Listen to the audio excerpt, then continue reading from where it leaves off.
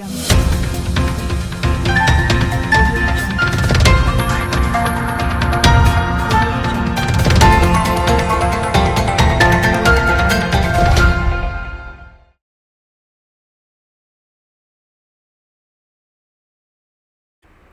ತಲೆಮಾರಿನ ವೇಗಕ್ಕೆ ನ್ಯಾಯದಾನ ಹೊಂದಿಕೊಳ್ಳಬೇಕಿದೆ. ಜಸ್ಟಿಸ್ ಅನಂತ ಹೆಗಡೆ. ನ್ಯಾಯದಾನಕ್ಕೆ ಕಾಯುವ ಕಾಲ ಕಡಿಮೆ ಆಗುತ್ತಿದೆ. ನಾವು ಕೂಡ ಹೊಸ ತಲೆಮಾರಿನ ವೇಗಕ್ಕೆ ಮುಂದಾಗಬೇಕು. ರಾಜಿ ಸಂಧಾನದ ಮೂಲಕವೂ ಇತ್ಯರ್ಥಗೊಳಿಸಬೇಕು ಎಂದು ಹೈಕೋರ್ಟ್ ನ್ಯಾಯಮೂರ್ತಿ ಅನಂತ ಹೆಗಡೆ ಹೇಳಿದರು. ಶನಿವಾರ ನಗರದ ಎಂಎಸ್ ಕಾನೂನು ಮಹಾವಿದ್ಯಾಲಯದಲ್ಲಿ ಲಾ ಕಾಲೇಜ್ ಹಾಗೂ ವಕೀಲರ ಸಂಘದ ಅಧ್ಯಕ್ಷ ಜಿಎನ್ ವೈದ್ಯ ಸ್ಮಾರಕ ಉಪನ್ಯಾಸದಲ್ಲಿ ಮಾತನಾಡಿದರು. ನ್ಯಾಯವಾದಿಗಳು ಕಕ್ಷಿದಾರನಿಗೆ ನ್ಯಾಯ ಕೊಡಿಸಲು ಶ್ರಮಿಸಬೇಕು. ನ್ಯಾಯದಾನ ಕೂಡ ಬೇಗ ಆಗಬೇಕು. ಇದಕ್ಕಾಗಿ ನ್ಯಾಯವಾದಿಗಳು ತಮ್ಮ ದೃಷ್ಟಿ ಇಡುವ ಹೆಜ್ಜೆ ಬದಲಾಗಬೇಕಿದೆ ಎಂದರು. ಈ ಮಧ್ಯೆ ನಿಧಾನವಾಗಿ ನ್ಯಾಯವಾದಿಗಳ ದೃಷ್ಟಿ ಬದಲಾಗುತ್ತಿದೆ. ಅದಕ್ಕೆ ಅದರದೇ ಆದ ಕಾರಣಗಳಿವೆ ಎಂದ ಅವರು, ನ್ಯಾಯದಾನ ಬೇಗ ಆಗಬೇಕು. ಅದಕ್ಕೂ ನ್ಯಾಯಾಂಗ ಇಲಾಖೆ ಕೆಲಸ ಮಾಡುತ್ತಿದೆ. ಭಾರತದ ಇತಿಹಾಸದಲ್ಲಿ ವಕೀಲರಿಗೆ ನ್ಯಾಯದಾನ ಮಾಡುವ ಜವಾಬ್ದಾರಿ ಇದೆ ಎಂದರು. ರಾಜಿಯ ಮೂಲಕ ಪ್ರಕರಣ ಇತ್ಯರ್ಥಕ್ಕೆ ಹೆಚ್ಚು ಆದ್ಯತೆ ಕೊಟ್ಟರೆ ನ್ಯಾಯಾಲಯದ ಮೇಲಿನ ಒತ್ತಡ ಕಡಿಮೆ ಮಾಡಬಹುದು ಎಂದರು. ಅತಿಥಿಗಳಾಗಿ ಸ್ಥಳೀಯ ನ್ಯಾಯಾಧೀಶ ಕಿರಣ್ ಕಿಣಿ, ಎಂಎಸ್ ಅಧ್ಯಕ್ಷ ಜಿಎಂ ಮುಳ್ಖಂಡ, ವಕೀಲರ ಸಂಘದ ಸಿಎಫ್ ಈರೇಶ್, ಉಪಸಮಿತಿ ಅಧ್ಯಕ್ಷ ನರೇಂದ್ರ ಹೊಂಡಗಾಶಿ, ಪ್ರಮಥ ಅಡಿಗ, ಡಾಕ್ಟರ್ ಎಎನ್ ಭಟ್ಕಳ ಇದ್ದರು.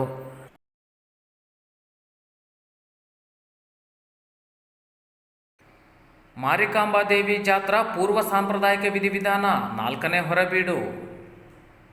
ನಾಡಿನ ಪ್ರಸಿದ್ಧ ಶಿರಸಿ ಶ್ರೀ ಮಾರಿಕಾಂಬಾ ದೇವಿಯ ಜಾತ್ರೆಯ ಪೂರ್ವದ ಸಾಂಪ್ರದಾಯಿಕ ವಿಧಿವಿಧಾನಗಳಲ್ಲಿ ಪ್ರಮುಖವಾದ ಹೊರಬೀಡಿನ ಆಚರಣೆಗಳಲ್ಲಿ ಶುಕ್ರವಾರ ರಾತ್ರಿ 4ನೇ ಹೊರಬೀಡಿನ ಆಚರಣೆಯನ್ನು ಉತ್ತರ ದಿಕ್ಕಿನ ಗಾಳಿಮಾಸ್ತಿ ದೇವಸ್ಥಾನದಲ್ಲಿ ನೆರವೇರಿಸಲಾಯಿತು. ಪ್ರತಿ 2 ವರ್ಷಗಳಿಗೊಮ್ಮೆ ನಡೆಯುವ ಶಿರಸಿ ಶ್ರೀ ಮಾರಿಕಾಂಬಾ ದೇವಿಯ ಜಾತ್ರೆಯ ವಿಶಿಷ್ಟ ಆಚರಣೆಗಳಲ್ಲಿ ಜಾತ್ರೆಯ ಮೊದಲು ನಡೆಯುವ 5 ಹೊರಬೀಡುಗಳು ಅತ್ಯಂತ ಹೆಚ್ಚಿನ ಪ್ರಾಮುಖ್ಯತೆ ಪಡೆದಿವೆ. ಈಗಾಗಲೇ 3 ಹೊರಬೀಡುಗಳನ್ನು ನೆರವೇರಿಸಲಾಗಿದ್ದು, ರಥದ ಮರಕ್ಕೆ ವೃಕ್ಷಪೂಜೆ ಸಂಪ್ರದಾಯವು ಶ್ರೀದೇವಿಯ ದೇವಸ್ಥಾನದ ಆಚರಣೆಯಂತೆ ಶುಕ್ರವಾರ 4ನೇ ಹೊರಬೀಡಿನ ದಿನ ಮುಂಜಾನೆ ನಿಗದಿತ ಸಮಯದಲ್ಲಿ ನಡೆದು ಅಂದೇ ರಾತ್ರಿ ಉತ್ತರ ದಿಕ್ಕಿನ 4ನೇ ಹೊರಬೀಡು ಸಹ ನಡೆಯಿತು. ಶ್ರೀದೇವಿಯ ದೇವಾಲಯದ ಪರಂಪರೆಯಂತೆ ಬಾಬದಾರ ಕುಟುಂಬದವರು ಪಡಲಿಗೆಗಳು, ಮರ್ಕಿದುರ್ಗಿ ದೇವಸ್ಥಾನ, ನಂತರ ಬಿಡ್ಕಿಬೈಲಿನ ಜಾತ್ರಾ ಗದ್ದುಗೆಗಳಲ್ಲಿ ಪೂಜೆ ನೆರವೇರಿಸಿ ಅಲ್ಲಿಂದ ಗಾಳಿಮಾಸ್ತಿ ದೇವಸ್ಥಾನಕ್ಕೆ ಆಗಮಿಸಿ ವಿವಿಧ ವಿಧಿವಿಧಾನ ಆಚರಣೆಗಳನ್ನು ಸಾಂಪ್ರದಾಯಿಕವಾಗಿ ನೆರವೇರಿಸಿದರು. ಸಾತ್ವಿಕವಾಗಿ ಬಲಿ ರೂಪದಲ್ಲಿ 2 ಕುಂಬಳಕಾಯಿಗಳನ್ನು ಅರ್ಪಿಸಲಾಯಿತು. ಧರ್ಮದರ್ಶಿ ಮಂಡಳದ ಸದಸ್ಯರು, ಬಾಬದಾರ ಕುಟುಂಬಸ್ಥರು, ಪಾರುಪತ್ಯಗಾರರು, ನೌಕರರು ಹಾಗೂ ಇತರರು ಉಪಸ್ಥಿತರಿದ್ದರು. ಯಾಣದಲ್ಲಿ ವೈಫೈ ಸೇವೆಗೆ ಚಾಲನೆ ನೀಡಿದ ಸಂಸದ ಅನಂತಕುಮಾರ್ ಹೆಗಡೆ. ದಟ್ಟಾರಣ್ಯದ ಮಧ್ಯದಲ್ಲಿರುವ ಐತಿಹಾಸಿಕ ಹಿನ್ನೆಲೆಯ ಯಾಣದಲ್ಲಿ ದೇಶದ ಮೊದಲ ಭಾರತ ಏರ್ಫೈ 7 ನೆಟ್ವರ್ಕ್ ಸೇವೆಯನ್ನು ಸಂಸದ ಅನಂತಕುಮಾರ್ ಹೆಗಡೆ ಶುಕ್ರವಾರ ಲೋಕಾರ್ಪಣೆಗೊಳಿಸಿದರು.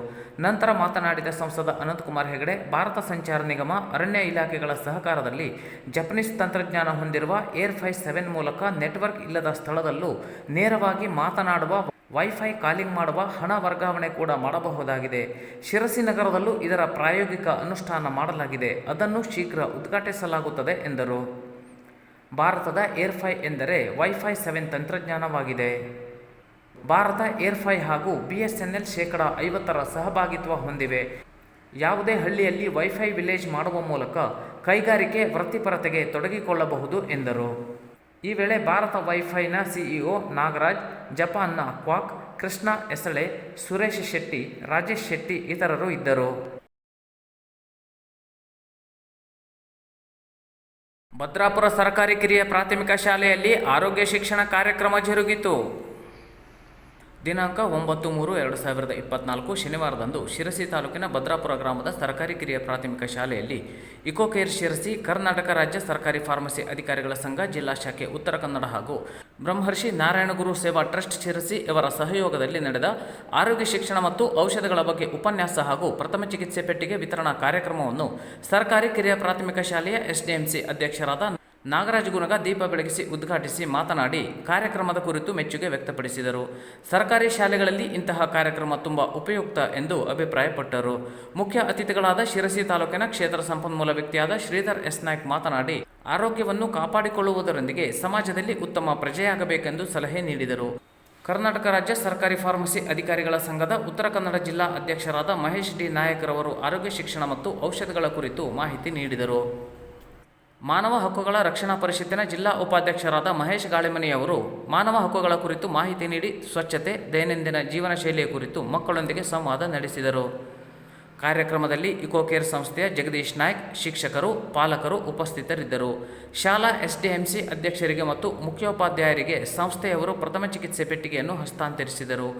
ಇಕೋಕೇರ್ ಸಂಸ್ಥೆಯ ರಾಜೇಶ್ ವೆರ್ಣೇಕರ್ ಪ್ರಥಮ ಚಿಕಿತ್ಸೆ ಪೆಟ್ಟಿಗೆಯ ಉಪಯೋಗದ ಬಗ್ಗೆ ಮಾಹಿತಿ ನೀಡಿದರು. ಇಕೋಕೇರ್ ಸಂಸ್ಥೆಯ ಅಧ್ಯಕ್ಷರಾದ ಸುನಿಲ್ ಬೋವಿಯವರು ಸ್ವಾಗತಿಸಿದರು. ರಮೇಶ್ ಬಿ ಕಾರ್ಯಕ್ರಮವನ್ನು ನಿರ್ವಹಿಸಿದರು. ಶಾಲಾ ಮುಖ್ಯೋಪಾಧ್ಯಾಯರಾದ ಅರುಣ್ ನಾಯ್ಕ್ ವಂದಿಸಿದರು. ಓಕೆ, ಅಂದರೆ ನೀವೇನು ಶಾಲೆಯಲ್ಲಿ ಏನು ಅಭ್ಯಾಸ ಮಾಡ್ತೀರಿ ಅದಕ್ಕೆ ನಿಮ್ಮ ತಂದೆ ತಾಯಿ, ಟೀಚರ್ಸು, ಆನಂತರ ಸುತ್ತಮುತ್ತಲಿರುವಂಥ ಸಮಾಜ ಎಲ್ಲವೂ ನಿಮ್ಗೆ ಹೆಲ್ಪ್ ಮಾಡುತ್ತಲ್ವಾ? ಯಾಕೆ ಹೆಲ್ಪ್ ಮಾಡುತ್ತೆ? ವಿದ್ಯೆ ಕಲಿಯೋದ್ರಿಂದ ಸಮಾಜಕ್ಕೆ ಏನು ಲಾಭ?